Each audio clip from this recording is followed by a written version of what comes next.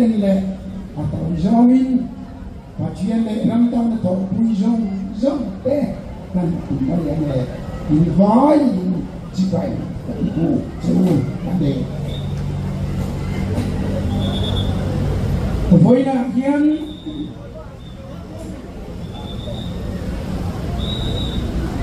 thì appoint tối tế kan soyanga kan campaign honnan khan heta thu karon soi do chumi na lawin chia amar chu ahun lulu vote tur in lo thei hil pal lamame di gavin atlang komda kalo kalle ani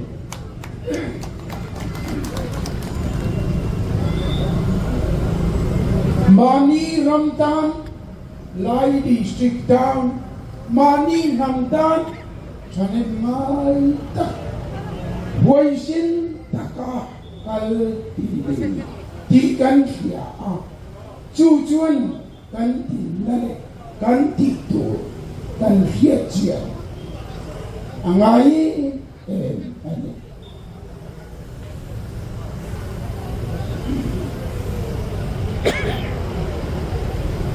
Voi na hian pali soi tur ka le ya Mizoram akal me dan le heta LADC mong dan le heta kal dan tu chuti pani chau chu son na tu ma tu na chuan Mizoram ZPM sarkar akala ZPM chu party po kan nilo party chirhthehna kalkhom movement Zoram People's Movement kan ni anti ka ani a ani po la taka MNA party de Congress party de so apul get tuta bel votuin bel in char ati rachama get taka avua ahemro aro char ania atakin atsaka tuya tling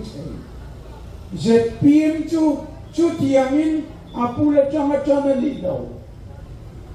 wala ilaman linga belke tem anron uwa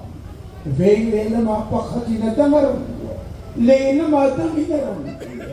anla khoma anchuk tua khoma anjon khoma tuya tling lo re ani nataka chuan puduo mahian atui lo a oke tam lutuka an buai ta an lo kiva an hamda nei ang lo ba an kal nei ang bok apui chuk in han la khom atu te na apui chuk dan an hebi to lo enga tinge apui berkhan thuthung tumdan mumal ahote mipui te hriattur kan lo voina thukhat asoya atuga thutang asoya tichuan min anlo riko Zoram tuna chuan athu soitam pawh le nui tur atama le not mai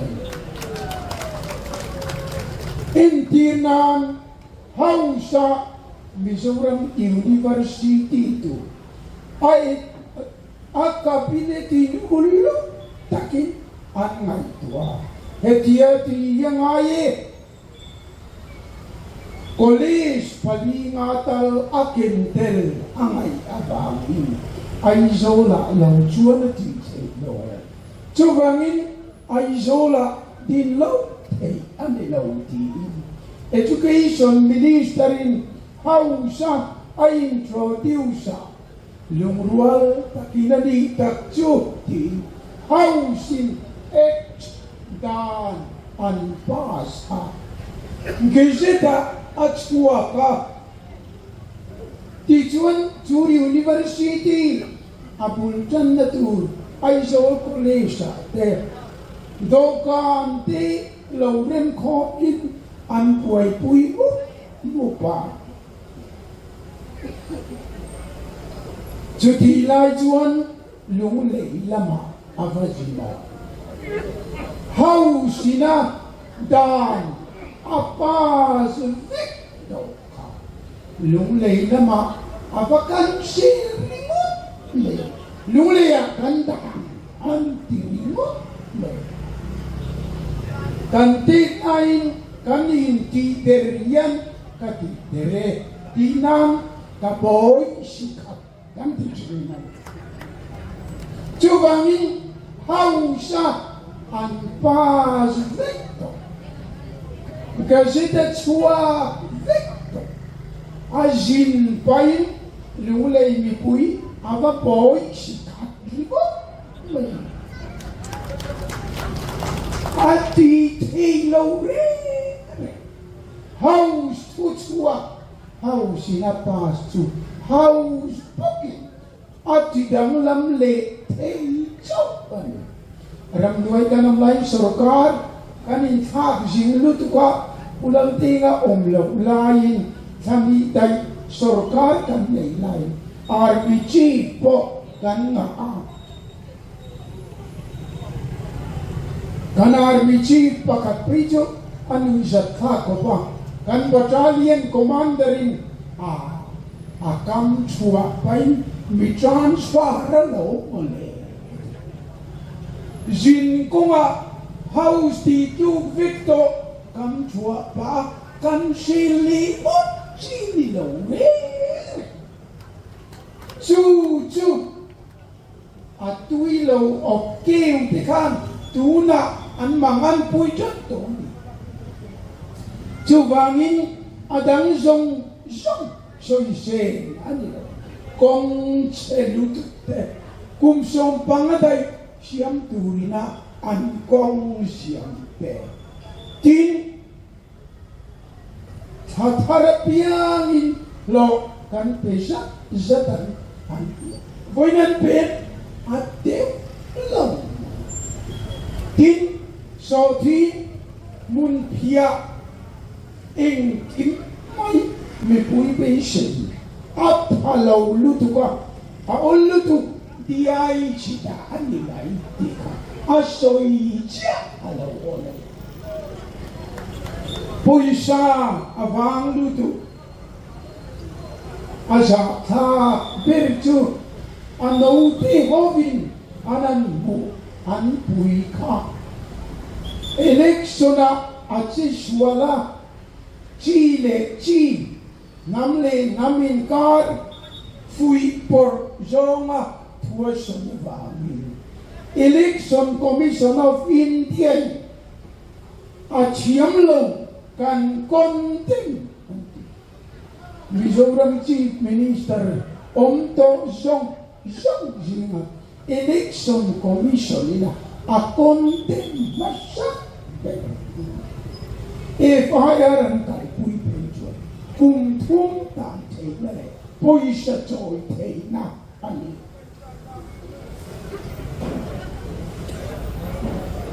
chung chuan Vangin an ho te yan an pui chu thi an boi pui chan ko ani le lung le ya university da tur chuan kai le housing at harakan pa sangai anti angai si kabinet at harin lumule ya zokle tituran ngai tua angaya kanemili zong ai zola lo chuan ti thei lo ti khan lumule ya anti thar le an luak nuan e le amai emele nan duang em sampai di dalam taka aja bakal film le besok tiang dia chú Vangin anh đi đón lâu rế chú mi cái soi na chú kalpapian mi boy sikhachi chief minister Zoramthangan min thlak anh nói tổ lộ anh nói na sắp chú đâm pa Mipui anh nói thật tốt Lairam hey anh lâu công ra em tin nghe thì đón kan soi le du chu purba soyang khan sik sedula ramle hilaya LADC Council hian ram nei tu di nai inta tu man ai zo lam poi an lak sak thei lo chu an to bol na Article 371G Ownership and transfer of land ramnei tu di na ahung belsa ahung double sa chu ai amaro tu kan lan nei mo itingot in ito ya putu woman vai over petai to anei le danom chunchue bene kam sarkar hausa an pas kan sel sabin atri Vangin in ram district area chunga autonomous district in nei luper enge in ram anei tunei na in nei to ai zo lam poi kan nei to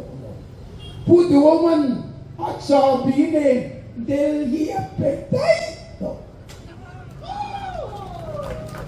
chu vo tin tu men dam pa Mipui chuan an pai si se te lai Mipui poi in pai karin chu mi la vo chu afin lo tha mota chu Vangin hing zong yan